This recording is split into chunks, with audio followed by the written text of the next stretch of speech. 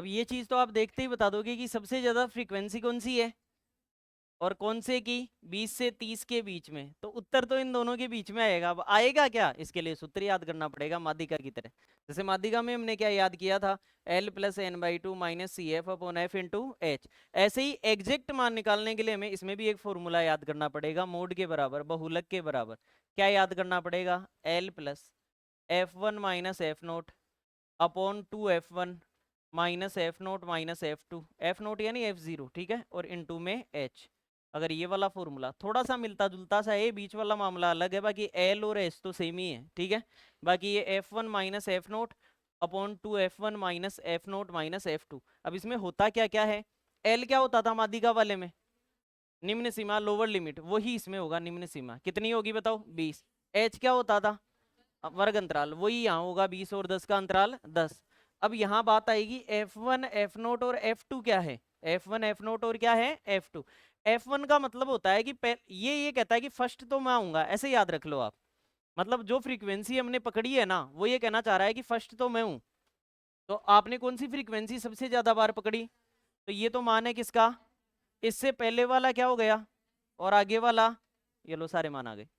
मतलब जो हमने फ्रीक्वेंसी पकड़ी वो फर्स्ट आना जा रहा है, तो उसको याद रख लो कि वो तो F1 है, तो उससे पहले वाला और आगे वाला, बस याद हो गया। बोलो क्लियर, इसका आंसर निकाल के बताओ मुझे।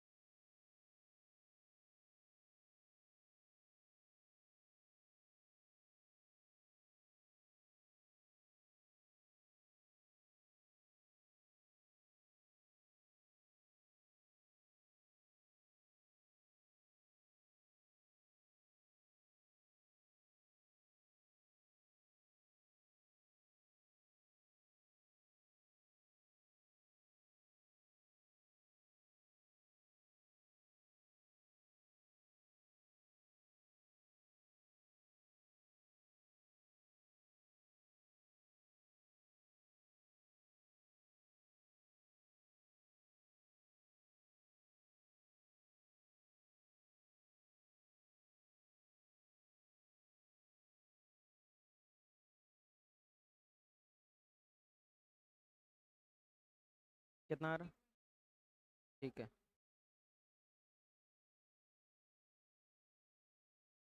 इसको करने के लिए हमने L का मान लिखा, L का मान इस सवाल में इधर लिख देता हूँ साइड में मैं सारे मान, ताकि आप लिख लो आराम से। L का मान कितना है, F1 का मान, F नोट का मान, F2 का मान, H का मान, बस ये सारे मान आ गए, यहाँ लिखने हैं केवल यहाँ पे। तो L का मान है हमारा कितना 20, प्लस में F1 कितना है, माइनस में पहले वाला 26 बटे F1 का दो गुना, तो 40 का दो गुना, माइनस में F नोट 26 और माइनस में F2 12 और गुणा में H कितना। अब ऊपर 40 में से 26 गया, तो यहाँ सोल्व करके यहाँ लिख रहा हूँ 20 प्लस ऊपर आ गया 14 बटे में 80 में से 26 और 12 38 घटाओ, तो 42 बच गया, कितना बच गया 42, और गुणा में कितना, यहाँ से ये एक बार और ये कितनी बार, तो 20 प्लस, अब ये कल वाली सी कहानी आ गई, ये मत कर देना 30 बटे 3, कल हुआ था ना ऐसा। आपको इस 10 में 3 का भाग दो, 3.33 आ रहा है, दो अंकों तक चलता ही जा रहा है, तो बताओ 20 और 3 23 पॉइंट, यही बहुलक है क्या, इसी वर्ग अंतराल के बीच में आ रहा है क्या, 20 और 30 के बीच में, वही हमारा उत्तर होगा, ठीक है 23.33।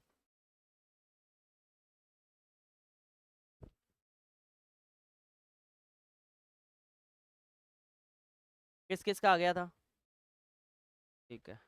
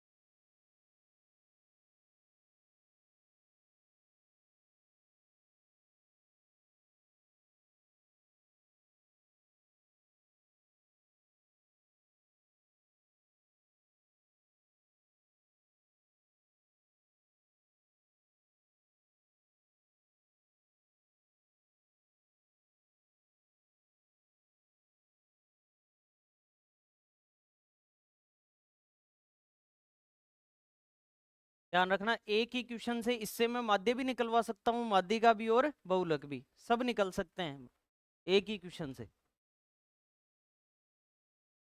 अब आप खुद से कर लो थोड़ा सा, सबको नोट कर लेने दो, फिर चेंज कर दें। क्या रह गया बताओ, क्या छूट गया था? क्वेश्चन नोट नहीं किया था क्या?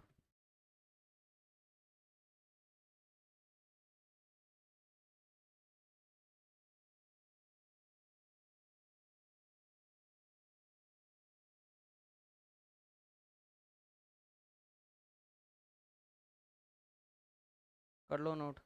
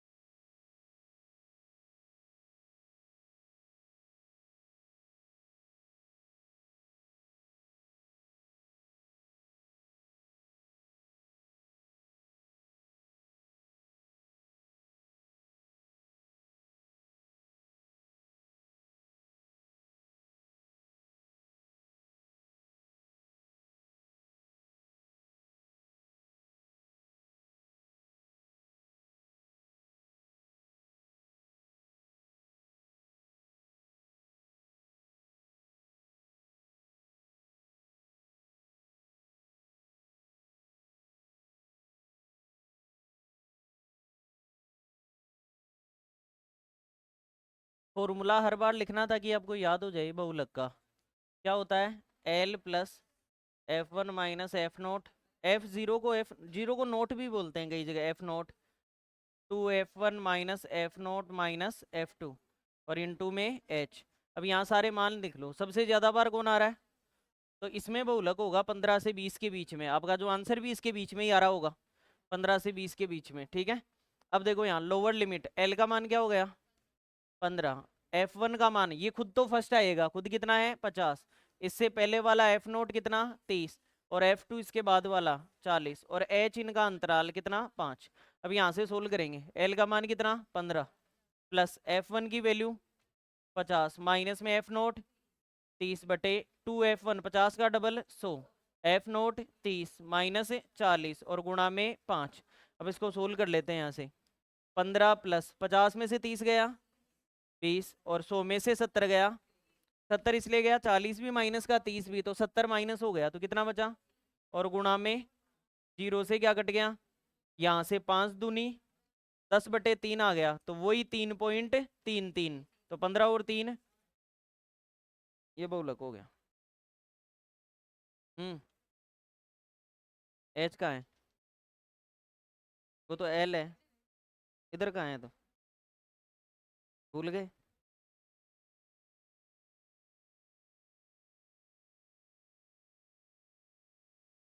पहले फॉर्मूले को देखो, उसके बाद में बताओ, ठीक है? समझ में आ रहा है आपको, लेकिन आप कर नहीं रहे हो।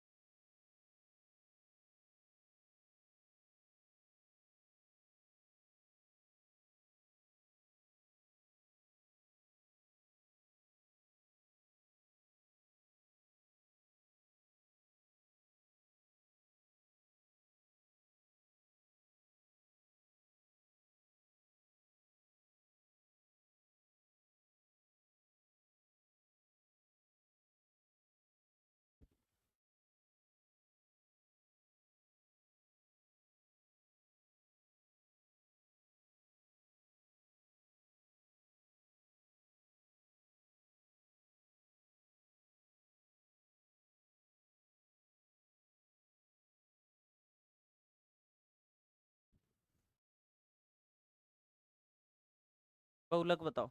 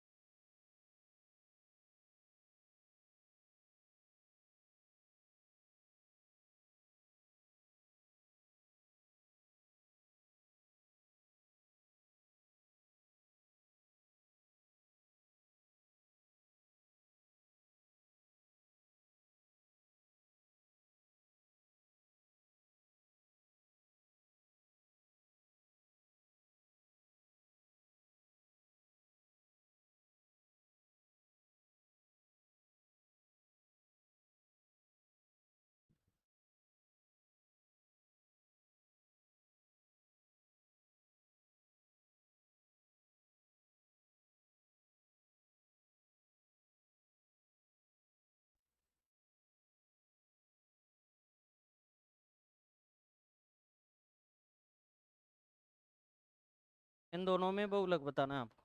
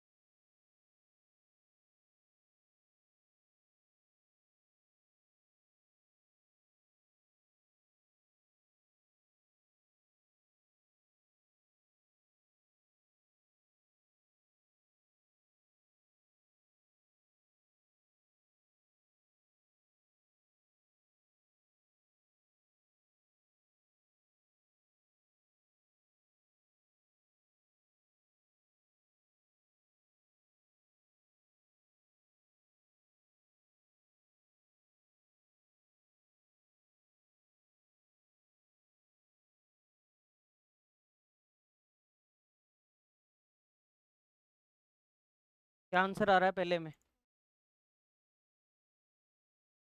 44.7। और दूसरे में? 2 अंकों तक बताओ।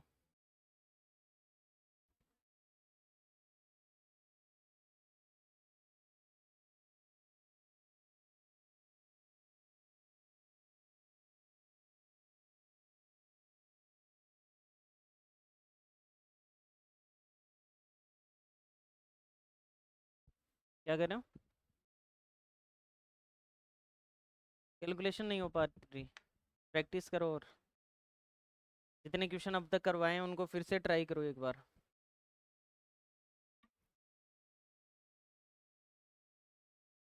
कैलकुलेशन तो आपको तभी आने लगेगी जब आप खुद प्रैक्टिस करोगे धीरे धीरे।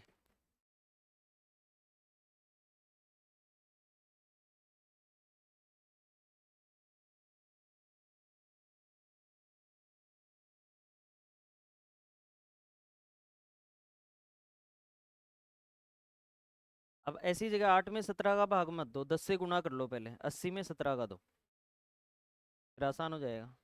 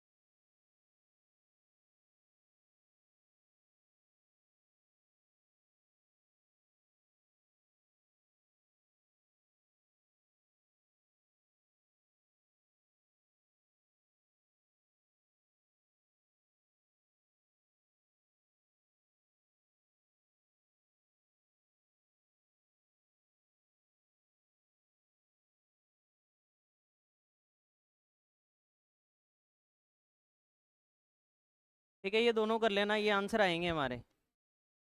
किस किस के आंसर आ गए ये दोनों? ठीक है। ठीक है, तो 1 मिनट और देते हैं आपको।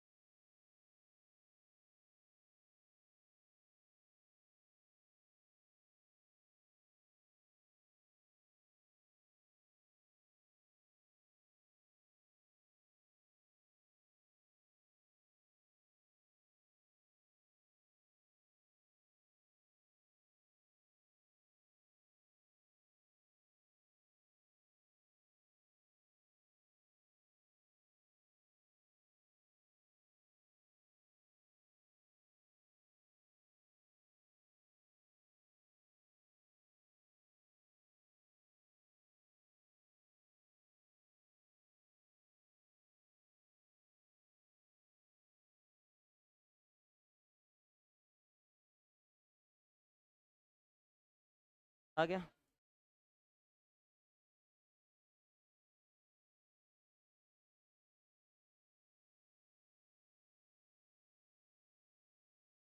रेंज या परिसर?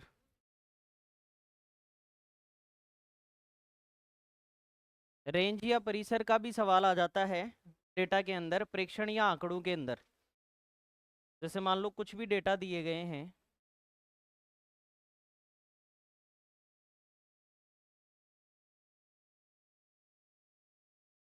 इस प्रकार से, इस प्रकार से मान लो आपको डेटा दे दिया गया, ये प्रेक्षण दिए गए हैं, इन प्रेक्षणों से वो कुछ भी पूछ सकता है आपसे। माध्य पूछ सकता है तो प्रेक्षणों का योग बटे प्रेक्षणों की माध्य का पूछे तो सबसे छोटे को काटने लगेंगे सबसे बड़े को, और एक बच जाए तो वही आंसर है, और दो बच जाए तो जोड़ के आधा कर देंगे। बहुलक में सबसे ज्यादा बार जो प्रेक्षण आएगा वही हमारा आंसर होगा। अब यहाँ पूछ रहा है परिसर, रेंज। रेंज से, परिसर से तो पता नहीं चलता, लेकिन रेंज से पता लगता है कि कहाँ से कहाँ तक। रेंज से पता नहीं लगता कि कोई चीज कहाँ से कहाँ तक, ऐसी फीलिंग हमें आती है। तो इसका न्यूनतम मान क्या है और मैक्सिमम वैल्यू क्या है, इन दोनों का डिफरेंस ही रेंज होता है। मतलब मैं ये कह सकता हूं कि महत्तम मान, महत्तम मान माइनस न्यूनतम मान, महत्तम मान की जगह प्रेक्षण लिखते हैं तो ज्यादा बढ़िया रहेगा, महत्तम प्रेक्षण और माइनस न्यूनतम प्रेक्षण। इस चीज को अगर सोल्व कर देते हैं तो ये ही चीज क्या कहलाती है, परिसर, रेंज कहलाती है। इसका मतलब अगर इन प्रेक्षणों की मुझे रेंज पूछे कि कहाँ से कहाँ तक जा रहे हैं, इसका मतलब 19 में से क्या कर दूंगा, एक घटा दूंगा, तो बताओ रेंज कितनी है, ये ही रेंज है इसकी। बोलो क्लियर है क्या? दोबारा सुन लेना, बहुत इजी और सीधा क्वेश्चन आता है डायरेक्ट। अगर हमें पता होता है तो सीधा कर देते हैं। सबसे बड़ा मान माइनस सबसे छोटा मान, इनका डिफरेंस ही क्या कहलाता है, रेंज कहलाती है, परिसर कहलाता है। ठीक है, लिखो इसमें डेफिनेशन लिखो। दिए गए प्रेक्षणों में, दिए गए प्रेक्षणों में, दिए गए प्रेक्षणों में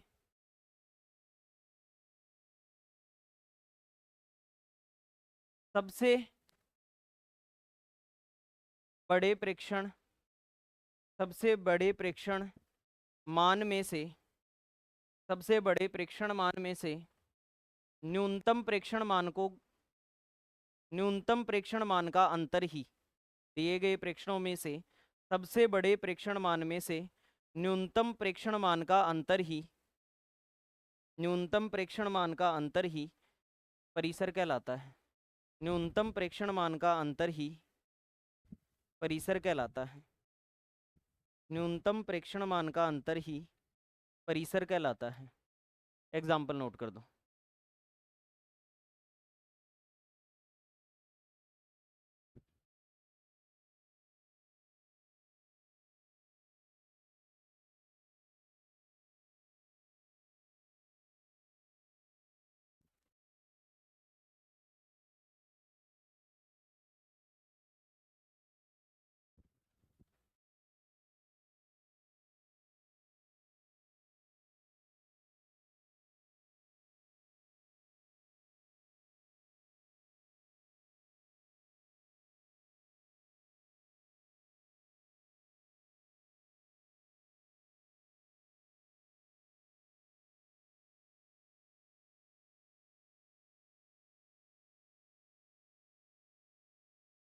जब ये नोट हो जाए तो लिखना, निम्न आंकड़ों का परिसर ज्ञात करो, निम्न आंकड़ों का परिसर ज्ञात करो,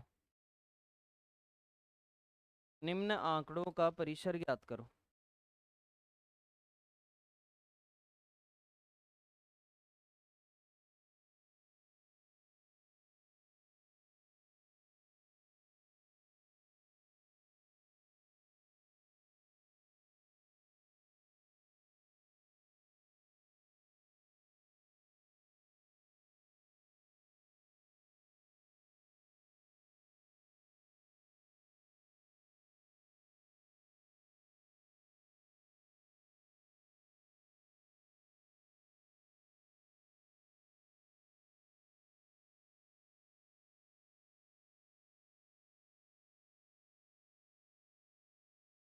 अधिकतम मान कितना है और न्यूनतम मान?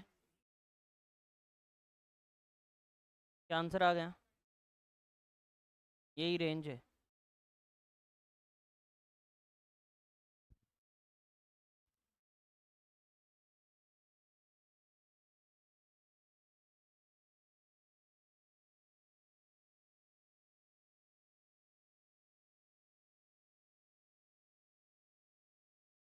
अब मान लो 2 नाम और आ जाएं, इनके बारे में भी ध्यान रखें।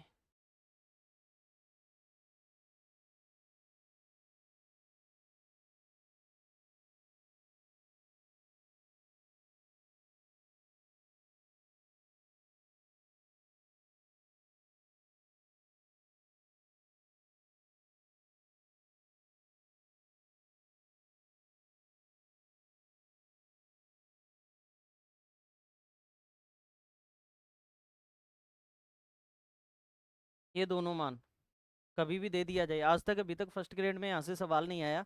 लेकिन एक छोटी सी बात याद रखनी पड़ती है ये स्टैटिक्स का ही पार्ट, तो अगर दे देगा तो आप मना नहीं कर सकते। ये आउट ऑफ सिलेबस है, क्योंकि आपके सिलेबस में माध्य माध्यिका बहुलक से ही जुड़ा हुआ सवाल है। तो हम केवल इतना सा जान रहे हैं एक्स्ट्रा कि स्टैंडर्ड डेविएशन यदि x है ना, तो उसका प्रसरण x² होगा। इतना ही ध्यान रखो, आपको सीधा देगा डायरेक्ट। पता नहीं कितनी बार फर्स्ट ग्रेड के अलावा और एग्जाम्स में सवाल आते हैं कि कुछ निम्न आंकड़ों का स्टैंडर्ड डेविएशन मानक विचलन 6 है तो प्रसरण ज्ञात करो। 36 5 है, प्रसरण ज्ञात करो। 25 अगर प्रसरण 49 है तो मानक विचलन ज्ञात करो। तो उसका अंडर रूट कर देंगे इधर वाला। तो जो भी आप करें, अगर ये x है तो यहाँ पर ये क्या होगा, x का ऐसे ही नोट कर दो जैसे लिखा है मैंने।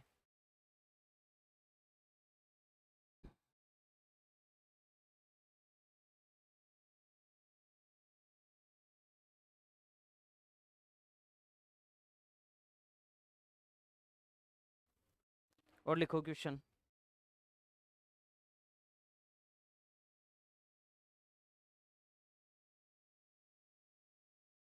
यदि एक जनसंख्या का मानक विचलन 6 है, यदि एक जनसंख्या का मानक विचलन 6 है तो इसका प्रसरण क्या होगा? यदि एक जनसंख्या का मानक विचलन 6 है तो इसका प्रसरण क्या होगा? यदि एक जनसंख्या का मानक विचलन 6 है तो इसका प्रसरण क्या होगा?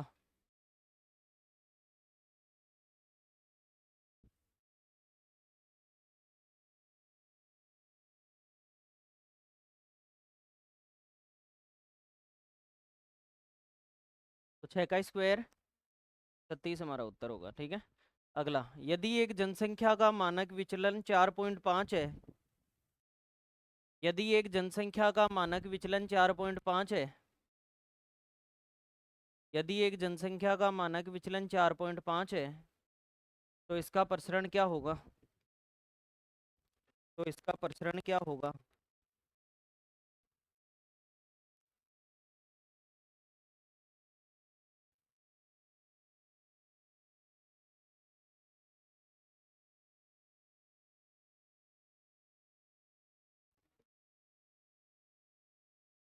तो 4.5 को 2 बार गुणा करना है।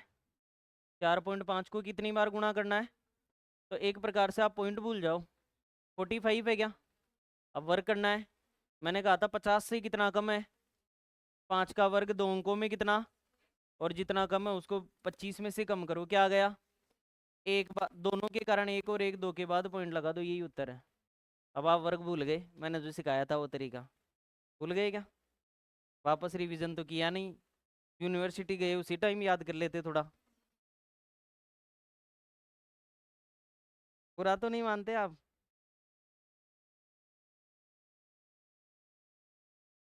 तो जो आपको सिखाया है उसको बार बार आप याद किया करो, ठीक है। क्या करते थे हम वर्गों के अंदर? 50 से जितना कम है उसका वर्ग लिखते थे। कितने अंकों में? तो 50 से अगर 45 है तो 5 कम है, तो 5 का वर्ग 2 अंकों में कितना, और जितना कम होता था उसको 25 में से कम करके आगे लिखते थे। तो 5 को 25 में से कम किया तो 20 25, और एक वर्ग है तो 2 बार 2 अंकों बाद पॉइंट लगा दिया हमने। नेक्स्ट। यदि एक बंटन का मानक विचलन 9 है, यदि एक बंटन का मानक विचलन 9 है तो विचरण का मान ज्ञात करो। यदि एक बंटन का मानक विचलन 9 है तो विचरण का मान ज्ञात करो। तो विचरण का मान, विचलन नहीं विचरण, तो विचरण का, मानक विचलन है क्या ये? उसके बाद में इसी को विचरण बोलते हैं। प्रसरण को ही क्या बोलते हैं? विचरण। तो विचरण का मान ज्ञात करो।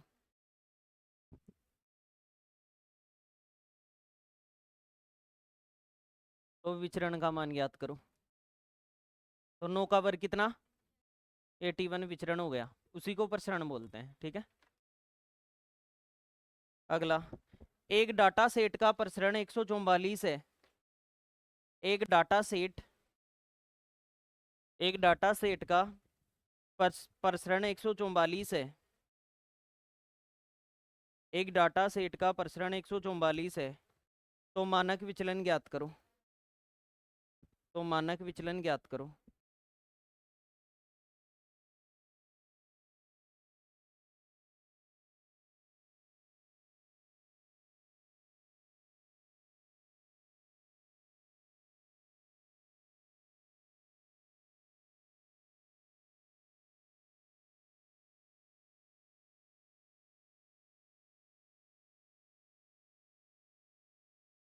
तो इस बार ये वाला दे रखा है और इससे उस पर जाने के लिए वर्गमूल लेना पड़ेगा। तो 144 का वर्गमूल कितना? वो आंसर आ जाएगा। कर दिया ना आपने? वर्गमूल लेना पड़ेगा, ऐसे लिखना 144 और फिर आगे जब आप इसका क्या निकालोगे, स्टैंडर्ड डेविएशन, मानक विचलन, तो 144 का क्या निकाल देंगे? Under root. और अंडर रूट कितना होता है? ऐसे लिखो। ठीक है, तो अब हमने फिर से एक बार रिवाइज कर देता हूँ। हमने सबसे पहले क्या पढ़ा था? डेटा, और डेटा के अंदर प्राइमरी और सेकेंडरी। प्राइमरी जिसमें धन, समय, मेहनत, इसकी खर्च ज़्यादा होती है क्योंकि घर घर जाकर हम डेटा को कलेक्ट करते हैं। दूसरा होता है सेकेंडरी डेटा, जो पहले से ही हमें प्रकाशित होता है या फिर सरकार की फाइलों में होता है, उसको कलेक्ट करके और फिर उसके बाद में हम उस डेटा पर काम करते हैं। फिर उसके बाद में हमने पढ़ा कि उस डेटा को अगर अलग अलग लिख दिया जाए तो उसे प्रेक्षण कह देते हैं। क्या कह देते हैं? प्रेक्षण। और प्रेक्षणों के अंदर अगर हर प्रेक्षण के को उसकी कितनी बार वो प्रेक्षण लिखा गया है, अगर इस चीज के साथ नोट कर दिया जाए तो यह बारंबारता बंटन कहलाता है। और बारंबारता बंटन दो प्रकार का, असतत और असतत को खंडित भी बोला और सतत को अखंडित बोला। सतत कितने प्रकार का? अपवर्जी, और अगर लिमिट सेम है, लोअर लिमिट और अपर लिमिट अगले पद की, तो इसका मतलब अपवर्जी। और अगली लिमिट से चालू हो रहा है तो समावेशी। उसके बाद में हमने संचयी बारंबारता पढ़ा। फ्रीक्वेंसी के अंदर पहला मान एज इट इज लिख दो, उसके बाद में जोड़ते हुए लिखो। अंतिम मान पूरी फ्रीक्वेंसी के योग के बराबर आएगा, इसी को एन बोलेंगे। इसी को क्या बोलेंगे? और ये पूरी लाइन क्यूमुलेटिव फ्रीक्वेंसी संचयी बारंबारता कहलाती है। उसके बाद में मैंने माध्य से स्टार्ट की, लेकिन उससे पहले मैंने इन्हीं सारे डेटा का आलेखीय निरूपण भी बताया। आलेखीय निरूपण यानी ग्राफों के थ्रू, दंडालेख, आयत चित्र और पाई चार्ट हमारा, ठीक है, वर्तालेख और द्विदंडालेख था, एक हिस्टोग्राम आयत चित्र था वो, रेखा आलेख। इनसे संबंधित जो ऐसे क्वेश्चन आते हैं ना इस प्रकार से, आप ये भी करवाऊं क्या मैं आपको? ऐसे क्वेश्चन जो इस प्रकार से कि, ठीक है, तो वो क्वेश्चन और करवा देंगे आपको। बाकी पाई ये तो खुद से ही कर सकते हो आप, ऐसी कोई दिक्कत नहीं है। फिर भी अगर आप कहेंगे तो मैं क्लास में करवा दूंगा, सबके दो दो क्वेश्चन करा दूंगा सबके, ठीक है, तो आपको आइडिया हो जाएगा। बाकी ये अब तक हमने जितना ये माध्य माध्यिका बहुलक पढ़ा है उससे इनका कोई लेना देना नहीं है।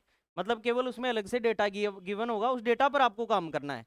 ना वहाँ माध्य यूज आएगा, ना वहाँ माध्यिका और ना बहुलक। अब तक जितना पढ़ा है वो सबसे अलग है। उन सबके दो दो क्वेश्चन मैं आपको और करा दूंगा ताकि आपके क्लियर हो जाए। कैसे?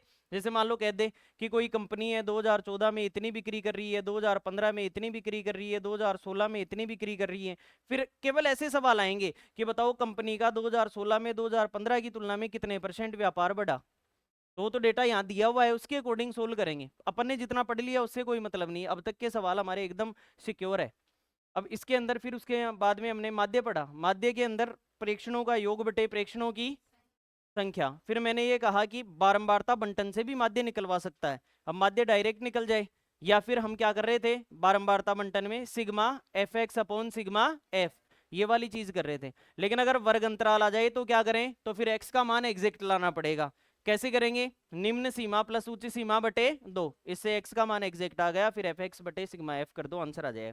फिर हमने माध्यिका पढ़ी, आरोही या अवरोही क्रम में जचाने पर मध्य का मान ही क्या होता है? माध्यिका। यही चीज मैंने बताई कि सबसे छोटा काटते हुए चलो, सबसे बड़ा काटते हुए चलो, अगर बीच में एक पद बच जाए तो वही माध्यिका है, और दो बच जाए तो जोड़कर आधा करने से माध्यिका प्राप्त होती है। फिर मैंने कहा बारंबारता बंटन से माध्यिका कैसे आती है? मैंने कहा माध्यिका के अंदर ही CF बनाना पड़ता है, और कहीं भी CF बनाने की जरूरत नहीं पड़ती। CF क्या होता है? संचयी बारंबारता। संचयी बारंबारता में n/2 का मान निकालना पड़ता है। n कहाँ आएगा? अंतिम मान ही हमारा n है, या फ्रीक्वेंसी को जोड़ने पर जो मान आता है वही क्या है? n। और n/2 करने पर जो मान आता है उसके अगले वर्ग अंतराल में x का जो मान है वो ही हमारी माध्यिका है। x का जो मान है वही क्या है? अगर ये असतत बारंबारता बंटन है तो माध्यिका एग्जैक्ट मिलेगी, और अगर सतत बारंबारता बंटन है तो माध्यिका वर्ग अंतराल के अंदर मिलेगी। और अगर वर्ग अंतराल के अंदर मिलेगी तो एक सूत्र याद करना पड़ेगा, L + n/2 - CF/F × H। इससे माध्यिका का एग्जैक्ट मान उस वर्ग अंतराल के अंदर निकल के आ जाएगा। समझ गए? फिर उसके बाद में हमने बहुलक पढ़ा। दिए गए प्रेक्षणों में जिस प्रेक्षण की आवृत्ति सबसे ज्यादा बार होती है वही क्या होता है? सामान्य क्वेश्चन कर दिए। फिर हमने बारंबारता बंटन में क्वेश्चन किए, फ्रीक्वेंसी देख ली सबसे ज्यादा, अगर असतत बारंबारता बंटन है तो जिसकी फ्रीक्वेंसी सबसे ज्यादा उस x का मान ही हमारा क्या है? बहुलक। उसके बाद में हमने सतत बारंबारता बंटन के अंदर पढ़ा बहुलक निकालना। तो सतत बारंबारता बंटन में फ्रीक्वेंसी को देखकर वर्ग अंतराल ही मिल पाएगा, और वर्ग अंतराल के अंदर एग्जैक्ट मान निकालने के लिए एक सूत्र याद करना पड़ेगा, क्या? L + F1 - F0/2 F1 - F0 - F2 गुणा में H। ये कर दोगे सोल्व। F1 क्या है? जो फ्रीक्वेंसी सबसे ज्यादा वो F1, जो फ्रीक्वेंसी सबसे ज्यादा वो, उससे पहले वाला और उसके बाद वाला। बस इन मानों को आप लिख दोगे। L लोअर लिमिट होती है और H वर्ग अंतराल होता है। आंसर आपके सामने होगा। एक आखिरी फॉर्मूला और याद करना। फिर हमने रेंज पढ़ी, परिसर। रेंज यानी दिए गए प्रेक्षणों में सबसे बड़े प्रेक्षण का मान और सबसे छोटे प्रेक्षण के मान का डिफरेंस ही क्या कहलाता है? रेंज कहलाता है, परिसर कहलाता है। उसके बाद में ये जो तीनों पढ़ लिए इनका एक सूत्र याद कर लो।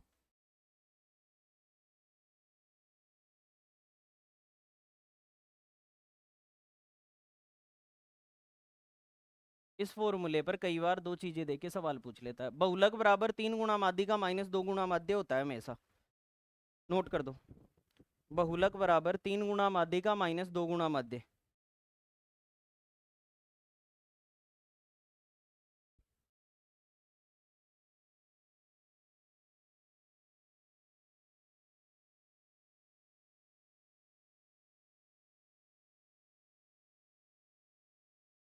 बहुलक बराबर 3 गुणा माध्यिका - 2 गुणा माध्य, मोड बराबर 3 इंटू मीडियन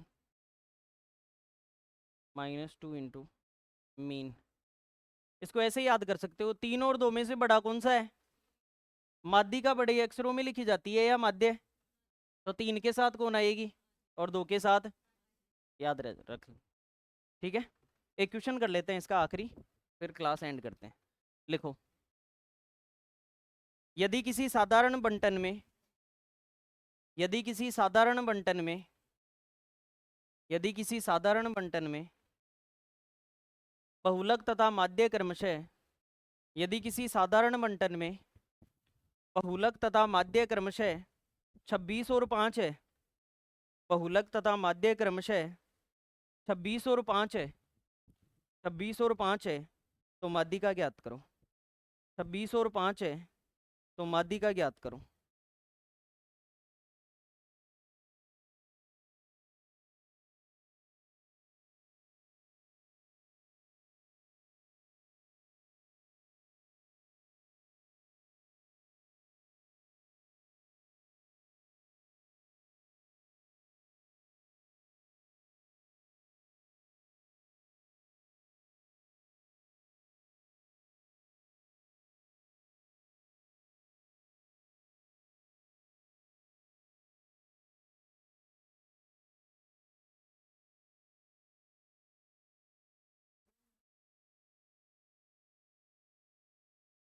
कर लिया?